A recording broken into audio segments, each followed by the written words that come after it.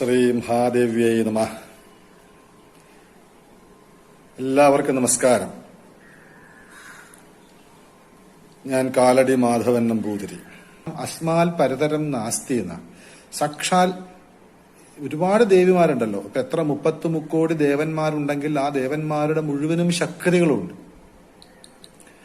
അപ്പോ എത്ര എത്ര ദേവതാ സങ്കല്പമാണ്. പക്ഷെ ആ ദേവതാ സങ്കല്പങ്ങൾക്ക് മുഴുവനും ഉപരിയായിട്ട് ഈ ലോകത്തുള്ള സകലമാന ബ്രഹ്മാണ്ഡ കോടികളെയും തന്റെ ഒരു ഇച്ഛ കൊണ്ട് സൃഷ്ടിക്കുകയും ആ സൃഷ്ടിച്ചതിൽ സന്തോഷിക്കുകയും ആ സൃഷ്ടിച്ച ആ സൃഷ്ടികളുടെ പലതരത്തിലുള്ള സത്വഗുണവും രജോ ഗുണവും തമോ ഗുണവും പ്രകാരം മാറി മാറി വരുന്ന പല പല തരത്തിൽ തന്റെ മക്കളുടെ ആ ലീലാവിലാസകൾ കണ്ട് ആനന്ദിക്കുകയും. അങ്ങനെയാണ് ഒരു കുട്ടി ഉണ്ടായി കഴിഞ്ഞാൽ നമുക്ക് വളരെ ബുദ്ധിമുട്ടാണ് സൃഷ്ടിക്കുക എന്നുള്ളത്. ഉണ്ടായി കഴിഞ്ഞു കഴിഞ്ഞാൽ പിന്നെ ആ കുട്ടികള് എത്ര എത്ര എത്ര ചാബല്യം കാണിച്ചാലും അതൊക്കെ ഒരു സന്തോഷമാണ് നമുക്ക്, അല്ലെ? കുറച്ച് വളർന്നു കഴിഞ്ഞാൽ അതേപോലെയൊക്കെ ചെയ്തു കഴിഞ്ഞാൽ അച്ഛനും അമ്മയ്ക്കോ ഏട്ടന്മാർക്കൊന്നും ഇഷ്ടപ്പെടില്ല. പക്ഷെ കൊച്ചുകുട്ടികൾ ചെയ്യുന്നതെല്ലാം അമ്മയ്ക്ക്, ഇപ്പോ ആ കൊച്ചുകുട്ടി തന്റെ ആ കുഞ്ഞു കാലുകൊണ്ട് അമ്മയുടെ മാറിൽ നിന്ന് ചവിട്ടിയാൽ ആ പാദങ്ങൾ പിടിച്ചിട്ട് അമ്മ ഉമ്മ വയ്ക്കുമല്ലോ, അല്ലെ? അപ്പൊ എന്ത് തോന്നിവാസം കാണിച്ചാലും എന്തൊക്കെ വികൃതികൾ കാണിച്ചാലും അതെല്ലാം അമ്മയ്ക്കൊരു ലീലയാണ്. കണ്ണനെ കുറിച്ച് പറയാറില്ലേ, കണ്ണൻ ജനിച്ചു വീണ ആ സമയം മുതൽ സ്വർഗാരോഹണം വരെ ലീലയായിരുന്നു. അതെത്രമാത്രം സാക്ഷാൽ ജഗദംബ ആസ്വദിച്ചിട്ടുണ്ടാവും. ആ കൃഷ്ണനായിട്ട് ജനിച്ച ആ ഒരു ഭാവം നമുക്ക് കഥകളിലൂടെ പുരാണങ്ങളിലൂടെയൊക്കെ നമുക്ക് കൃഷ്ണന്റെ ചരിത്രകഥയും അല്ലെങ്കിൽ ആ ഇതിഹാസ കഥയും ആ അവതാര കഥയൊക്കെ അറിയാം. അമ്മ തന്നെയാണ്, താൻ തന്നെ ജനിച്ച് താൻ തന്നെ സന്തോഷിക്കുകയായിരുന്നു. ഒരു പുരാണത്തിൽ പറയുന്നു, മഹാദേവൻ മഹാദേവിയോട് ചോദിക്കുകയാണ്, അല്ലയോ അമ്മേ, അങ്ങ് അമ്മ എത്ര എത്ര എത്ര അവതാരങ്ങൾ, എത്ര സൃഷ്ടികൾ നടത്തി, എത്ര ഏറ്റവും ഉത്തമമായിട്ടുള്ള അവതാരങ്ങൾ എടുത്ത് ലീലയാടി, ഇനിയെങ്കിലും ഒന്നൊരു പുരുഷനായിട്ട് ജനിക്കാമോ? ഇതുവരെയൊക്കെ അമ്മയുടെ അതേ സ്വരൂപത്തിലല്ലേ ജനിച്ചേ. അമ്മയുടെ ഒരു ഗുണവും പോവാതെ, ആ ഒരു ആകർഷണീയത പോവാതെ, സൗന്ദര്യം പോകാതെ, ലോകത്തെ മുഴുവൻ വശീകരിക്കുന്ന ആ എന്താ പറയാ, അത്രയ്ക്കും അത്യധികം ആഹ്ലാദം ജനങ്ങൾക്ക് പകർന്നു കൊടുക്കുന്ന തരത്തിലുള്ള രൂപമെടുത്ത് അല്ലയോ ദേവി അവതരിച്ചുകൂടെ എന്ന് മഹാദേവോട് ചോദിക്കുന്ന ഒരു സന്ദർഭമുണ്ട്. ആ സമയത്ത് ദേവി വളരെ ആലോചിച്ചിട്ട് പറഞ്ഞു, ശരി, ഞാൻ ദ്വാപരയുഗത്തില് ഗോകുലത്തിൽ ശ്രീകൃഷ്ണൻ എന്ന പേരില് പുരുഷനായിട്ട് ജനിച്ച് ലോകത്തെ മുഴുവനും വശീകരിച്ച് അവർക്ക് വേണ്ട അവരെ തന്നിലേക്ക് അടുപ്പിച്ച് അധർമ്മത്തെ നശിപ്പിച്ച് ധർമ്മ പുനഃസ്ഥാപനം ചെയ്യേണ്ടതായ ഒരു ആവശ്യമുണ്ട്, അന്ന് ഞാൻ ജനിക്കാം എന്ന് സാക്ഷാൽ ഭഗവതി പറഞ്ഞതിന്റെ ആഫ്റ്റർ എഫക്റ്റ് എന്ന് പറയാം. സാക്ഷാൽ ശ്രീകൃഷ്ണ ഭഗവാനാണ് ആ വ്രജത്തില് അല്ലെങ്കിൽ വൃന്ദാവനത്തില് അല്ലെങ്കിൽ മധുരയിൽ എന്നൊക്കെ പറഞ്ഞ് ലീലയാടിയ ആ കൃഷ്ണൻ സാക്ഷാൽ ലളിതാ പരമേശ്വരിയുടെ അവതാരമാണെന്നാണ് പ്രമാണം. അങ്ങനെ ഒരു കാലത്ത് ലളിതാ പരമേശ്വരി കൃഷ്ണൻ എന്ന നാമത്തിൽ വൃന്ദാവനത്തിൽ ജനിക്കുകയും വംശീകരോൽ ഓടക്കളിൽ ഊതി ഈ ജഗത്തിനെ മുഴുവനും വശീകരിച്ചു എന്നൊക്കെ തന്ത്രശാസ്ത്രത്തിൽ പ്രമാണമുണ്ട്. അങ്ങനെ ഞാൻ അവതരിക്കാം എന്ന് പറഞ്ഞ ആ സമയത്താണ് മഹാദേവൻ പറഞ്ഞു, അങ്ങനെയാണെങ്കിൽ ഞാൻ സ്ത്രീരൂപം എടുക്കും, എനിക്ക് ദേവിയില്ലാതെ പറ്റില്ല, ഞാൻ 8 ഭാവത്തിൽ ഞാൻ ജനിക്കും അങ്ങയോടൊപ്പം, അമ്മയോടൊപ്പം, അപ്പൊ എന്നെ അവിടത്തേക്ക് ചേർക്കണം എന്ന് പറഞ്ഞതാണ്. അഷ്ടപത്നിമാരായിട്ട് അഷ്ടലക്ഷ്മി ഭാവത്തിലുള്ള അഷ്ടപത്നി സ്വരൂപത്തിൽ മഹാദേവൻ ജനിച്ചതാണ് ഭഗവാന്റെ 8 പത്നിമാർ. അങ്ങനെ ഒരുപാട് പ്രമാണം ഞാൻ പറയാൻ കാരണം, ദേവിയുടെ ഒരു മഹാസങ്കല്പമാണ് ഇവിടുത്തെ സൃഷ്ടിയും സ്ഥിതിയും സംഹാരവും എല്ലാം. ഇപ്പൊ നടന്നുകൊണ്ടിരിക്കുന്ന ഈ അസ്വസ്ഥതകളും അമ്മ ഒന്നും കാണാതെ ആവില്ല. അതും അമ്മയ്ക്കൊരു ലീലയാണ്.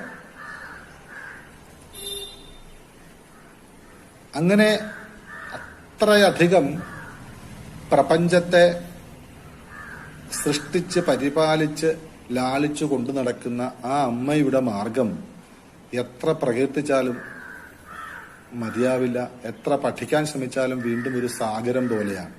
കാരണം ഇത് പുറത്തേക്ക് അന്വേഷിക്കേണ്ടതല്ല, അകത്തേക്ക് അന്വേഷിക്കുമ്പോഴാണ് ഈ ദേവി എന്ന് പറയുന്നത് തന്റെ ഉള്ളിൽ കുടികൊള്ളുന്ന നമ്മുടെ ശക്തി തന്നെയാണ് എന്ന് മനസ്സിലാവും. അങ്ങനെ മനസ്സിലാക്കുവാൻ വേണ്ടിയിട്ട് ആ ദേവിയുടെ സ്ഥൂലരൂപ വർണ്ണനയും ആ ദേവിയുടെ പരാക്രമ വർണ്ണനയും എല്ലാം ചേർത്തുകൊണ്ട് വളരെ സംഭവബഹുലം തന്നെ പറയട്ടെ, 1000 നാമങ്ങളാൽ വശന്യാദി വാഗ്ദേവതമാര് കോർത്തെടുത്തതാണ് ലളിതാ സഹസ്രനാമം. അമ്മ തന്നെ പറഞ്ഞിട്ട് ആ ലളിതാ സഹസ്രനാമം 1000 ചൊല്ലുമ്പോൾ അക്ഷരത്തെറ്റ് കൂടാതെ അക്ഷരശുദ്ധിയോടുകൂടി ഭക്തിയോടെ ശ്രദ്ധയോടെ ജപിച്ചാൽ പിന്നെ ലോകത്തിൽ ഒരു തന്ത്രമോ മന്ത്രമോ യന്ത്രമോ ഒന്നിന്റെ ആവശ്യമില്ല. അതിന്റെ ലളിതാ സഹസ്രനാമം ജപിച്ചാലുള്ള മാഹാത്മ്യം, അതിന്റെ ഫലശ്രുതി അതാണ്. ആ ലളിതാ സഹസ്രനാമത്തിനെ മുഴുവനും ജപിക്കുക എന്നുള്ളത് ഒരു സാധകനെ സംബന്ധിച്ച് അത്യാവശ്യമാണെങ്കിലും ആ സഹസ്രനാമത്തെ കുറച്ചും കൂടെ അറിയാൻ, അതിന്റെ ആ ഒരു ഭാവം കുറച്ചുകൂടെ അറിയാമെന്ന് വെച്ചാൽ ഇപ്പൊ നമുക്ക് ആ ലളിതാ സഹസ്രനാമത്തില് കുറെ മന്ത്രങ്ങൾ വരെ ദേവിയുടെ സ്ഥൂലരൂപ വർണ്ണനയും കുറെ മന്ത്ര സൂക്ഷ്മരൂപവും പിന്നെ ആ ദേവിയുടെ തന്നെ ആ കാരണരൂപവും അതിന്റെ യഥാർത്ഥമായിട്ടുള്ള രഹസ്യങ്ങളൊക്കെ ഉൾക്കൊള്ളുന്ന വളരെ നിഗൂഢങ്ങളായ പദപ്രയോഗങ്ങളാണ്. നമ്മളറിയാം, സ്വിച്ച് ഇട്ടാൽ ലൈറ്റ് കത്തും, നമുക്ക് ഇലക്ട്രിഫിക്കേഷൻ പഠിക്കേണ്ട കാര്യമില്ല. അതുപോലെ സഹസ്രനാമം ജപിച്ചാൽ ഈ ഫലം ഉണ്ടാവും. അപ്പൊ അമ്മ ഉള്ളിൽ നിറയണം. അവിടെ ഏറ്റവും ആവശ്യം, ഏറ്റവും വലിയ തന്ത്രശാസ്ത്രത്തിൽ പോലും തന്ത്രക്രിയകളിൽ പോലും ആചാര്യന്മാർ നിഷ്കർഷിച്ചുള്ളത് ശ്രദ്ധാഭക്തി പവിത്രിതോപഹരണൈസ്വാരംഭഭൂതാത്മക എന്നാണ്. തന്റെ ആരംഭത്തിന് കാരണമായിട്ടുള്ള ഈ പ്രത്യപ്തേജോ വായുര ആകാശങ്ങൾ എന്ന് പറയുന്ന ആ പഞ്ചഭൂതങ്ങൾക്ക് തുല്യമായിട്ടുള്ള ഉപഹരണൈ ജലഗന്ധ പുഷ്പധൂപാദികളെ കൊണ്ട് പൂജിക്കണം. എങ്ങനെ? ആ ജലഗന്ധ പുഷ്പധൂപാദികൾ പവിത്രീകരിക്കണം. എന്തുകൊണ്ട് പവിത്രീകരിക്കണം? ശ്രദ്ധാഭക്തി പവിത്രിതോഹരണൈ, ശ്രദ്ധ കൊണ്ടും ഭക്തി കൊണ്ടും പവിത്രീകരിച്ച തന്റെ ജന്മത്തിന് കാരണമായിട്ടുള്ള പ്രത്യപ്തേജോ വായുര ആകാശങ്ങളുടെ പ്രതീകങ്ങളായിട്ടുള്ള ജലഗന്ധ പുഷ്പധൂപാദികളെ ശ്രദ്ധ കൊണ്ടും ഭക്തി കൊണ്ടും പവിത്രീകരിച്ച് സമർപ്പിക്കുന്ന സമയത്ത് സദാ പൂർണ്ണ ആനന്ദവാനാണെങ്കിൽ കൂടി ആ ഭജിക്കുന്നവരെ അനുഗ്രഹിക്കാനായിട്ട് ഈ 6 ഗുണങ്ങളോടുകൂടി വിഗ്രഹ സ്വരൂപനായിട്ട് ഇരുന്ന് അരുളുന്നു ദേവൻ. അങ്ങനെയുള്ള ദേവനെ എനിക്ക് എന്നും ആരാധിക്കുമാറാകട്ടെ എന്നാണ് തന്ത്രസമുച്ചയത്തിന്റെ ആദ്യത്തെ ശ്ലോകം. അപ്പൊ അവർ എന്തൊക്കെ ഉണ്ടെങ്കിലും, എത്രയൊക്കെ ദ്രവ്യങ്ങളുണ്ടെങ്കിലും എന്തെല്ലാം വിധാനങ്ങളും സൗകര്യങ്ങളും ഉണ്ടെങ്കിലും അവിടെ വേണ്ട 2 സാധനം ശ്രദ്ധയും ഭക്തിയുമാണ്. ആ ശ്രദ്ധ എന്താണ്? ശ്രദ്ധ എന്ന് വെച്ചാൽ ഗുരുവിന്റെ വാക്കിലുള്ള വിശ്വാസം, അതാണ് ശ്രദ്ധ. ആ വിശ്വാസത്തിലാണ് ശ്രദ്ധാവാൻ ലഭത ജ്ഞാനം. അങ്ങനെയുള്ള ശ്രദ്ധയുള്ളവനാണ് ജ്ഞാനം കിട്ടുള്ളൂ. എന്താണ് ഭക്തി? സാ ത്വസ്മിൻ പരമപ്രേമരൂപ ഭക്തി. ശ്രീനാരദ മുനി പറഞ്ഞതാണ്. ഭഗവാനോടുള്ള, ഈശ്വരനോടുള്ള അൺകണ്ടീഷണൽ ലവ് ആണ് ഭക്തി. അപ്പൊ നിരുപാധികമായിട്ടുള്ള സമർപ്പണവും ഗുരുവിലുള്ള പൂർണ്ണ വിശ്വാസവും, ഗുരുവിൽ പൂർണ്ണമായിട്ട് വിശ്വസിച്ചുകൊണ്ട് താൻ എന്തിനെയാണോ ആശ്രയിക്കുന്നത്, അമ്മയാണെങ്കിൽ അമ്മയെ, കൃഷ്ണനാണെങ്കിൽ കൃഷ്ണൻ, അതിലേക്ക് ഒന്നും ഇങ്ങോട്ട് പ്രതീക്ഷിക്കാതുള്ള സമർപ്പണവും ചെയ്യലാണ് നമ്മൾ എന്ത് കർമ്മം ചെയ്താലും അത് ഫലമായിട്ട് തിരിച്ചു വരാം. അപ്പൊ ആ ലളിതാ സഹസ്രനാമം പഠിച്ചവർക്ക്, ചൊല്ലാൻ ആഗ്രഹിക്കുന്നവർ കുറച്ചും കൂടി അമ്മയോട് ഭക്തി കൂടാൻ, ശ്രദ്ധ കൂടാൻ, അമ്മയുടെ രൂപം ഇങ്ങനെയാണോ, അല്ലെ അമ്മ ഇങ്ങനെയാണോ. അപ്പൊ സഹസ്രനാമം ഓരോരോ നാമങ്ങളെടുത്ത് വ്യാഖ്യാനിക്കണമെങ്കിൽ എത്രയോ ദിവസങ്ങൾ വേണ്ടിവരും. പക്ഷെ ലളിതാഷ്ടോത്തര ശതനാമം 108 വ്യാഖ്യാനിച്ചാൽ ലളിതാ സഹസ്രനാമം മുഴുവനും വ്യാഖ്യാനിച്ച് പകർന്നു തന്നൊരു സുഖം ഉണ്ടാവും. അതിനെ വ്യാഖ്യാനിക്കാനാണ് എന്റെ ശ്രമം. ഇത് 108 മന്ത്രമാണെങ്കിലും ആ 108 മന്ത്രത്തിൽ ഓരോ മന്ത്രവും എടുക്കുമ്പോൾ അമ്മ തന്നെ, എന്റെ ഗുരുനാഥന്മാർ തന്നെ തോന്നിച്ചു തരുന്ന പല പല വ്യാഖ്യാനങ്ങളിൽ എന്റെ ഉള്ളിൽ തോന്നുന്നുണ്ട്. അത് പ്രമാണബന്ധിയാണോ എന്നറിയില്ല, പക്ഷെ ശാസ്ത്രവിരുദ്ധമല്ല എന്ന് മാത്രം അറിയാം. അങ്ങനെയുള്ള ആ ഓരോരോ മന്ത്രങ്ങൾ എല്ലാവരും കേട്ടിട്ടുണ്ടാവും. രജതാചല ശൃംഗാഗ്ര മധ്യസ്ഥായൈ നമോ നമ. അതിന് ധ്യാന ശ്ലോകമില്ല. ലളിതാ സഹസ്രനാമത്തിന്റെ ഏത് ധ്യാന ശ്ലോകവും അതിന്റെ ധ്യാന ശ്ലോകമായിട്ട് എടുക്കാം.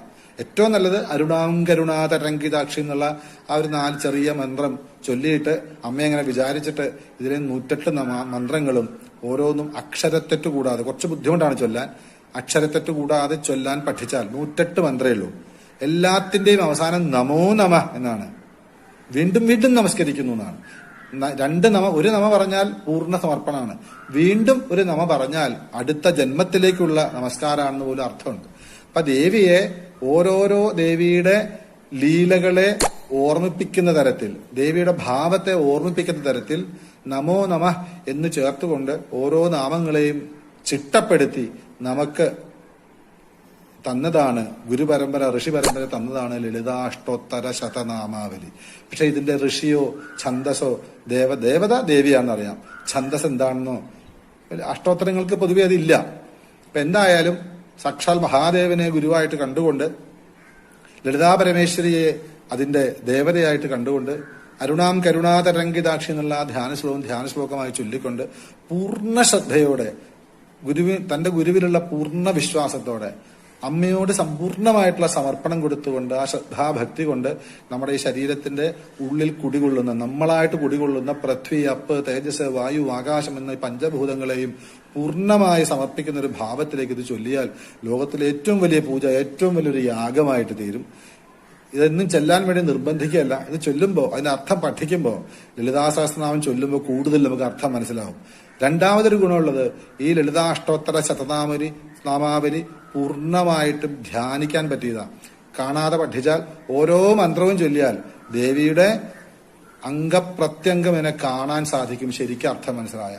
അതുകൊണ്ട് അടുത്ത ദിവസം മുതൽ ഈ ലളിതാഷ്ടോത്തര ശതനാമാവലിയുടെ വ്യാഖ്യാനം ഓരോരോ മന്ത്രങ്ങൾ എടുത്തിട്ട് ഇപ്പോൾ എടുക്കാം. ലളിതയുടെ ആ മാർഗത്തിൽ നിന്നും പോകാതിരിക്കാം, വിട്ടുപോകാനുള്ള മനസ്സ് മാറ്റിവെക്കാം, വീണ്ടും വീണ്ടും അമ്മയിലേക്ക് അടുക്കാം. അമ്മയോട് പറയണം, അമ്മേ ഞാൻ അമ്മയുടെ കൈ പിടിച്ചാൽ ഇതുപോലെയൊക്കെ ഇട്ടിട്ട് പോകും. അമ്മയുടെ കൈ പിടിക്കാൻ എനിക്ക് ഇഷ്ടമാണ്, പക്ഷെ ഞാൻ പിടിച്ചാൽ എനിക്ക് തോന്നുമ്പോൾ ഞാൻ ഇട്ടിട്ട് പോകും. അതുകൊണ്ട് അമ്മേ ഞാൻ പിടിക്കേണ്ട അവസ്ഥ വരല്ലേ, അമ്മ എന്റെ കൈ പിടിക്ക്. ഞാൻ ഇട്ടിട്ട് പോവാൻ തോന്നിയാലും അമ്മയ്ക്കറിയാം മാർഗം ഏതാ നല്ലതെന്ന്. അമ്മ കൈവിടില്ലല്ലോ. അതുകൊണ്ട് അമ്മയുടെ കൈകളിലേക്ക് നമ്മുടെ രണ്ട് കൈ കൊണ്ട് കൊടുക്കാം. എന്നിട്ട് അമ്മയുടെ ആ മാർഗത്തിൽ, ആ ലളിതായനത്തില് നമുക്ക് അമ്മയോടൊപ്പം കൊഞ്ചിക്കുഴഞ്ഞുകൊണ്ടും ലീലയാടിക്കൊണ്ടും കൊച്ചു വർത്തമാനം പറഞ്ഞുകൊണ്ടും വലിയ വലിയ ഗൗരവപരമായിട്ടുള്ള ശാസ്ത്രങ്ങളും അല്ലെ അങ്ങനെയുള്ള കാര്യങ്ങളും ചോദിച്ചുകൊണ്ട് ഈ പ്രകൃതിയുടെ തത്വം അറിയാൻ, പ്രകൃതിയുടെ പ്രപഞ്ച സത്യം അറിയാൻ അമ്മയുടെ കൂടെ നടന്നുകൊണ്ട് അമ്മയുടെ മാർഗത്തിലൂടെ ഒന്ന് അന്വേഷിക്കാം. അതിന് ശക്തി പകരട്ടെ ഈ ലളിതാഷ്ടോത്തര ശതനാമാവലിയുടെ വ്യാഖ്യാനം. എല്ലാവരെയും അമ്മ അനുഗ്രഹിക്കട്ടെ. ശ്രീ ലളിതാംബികായേ നമഃ.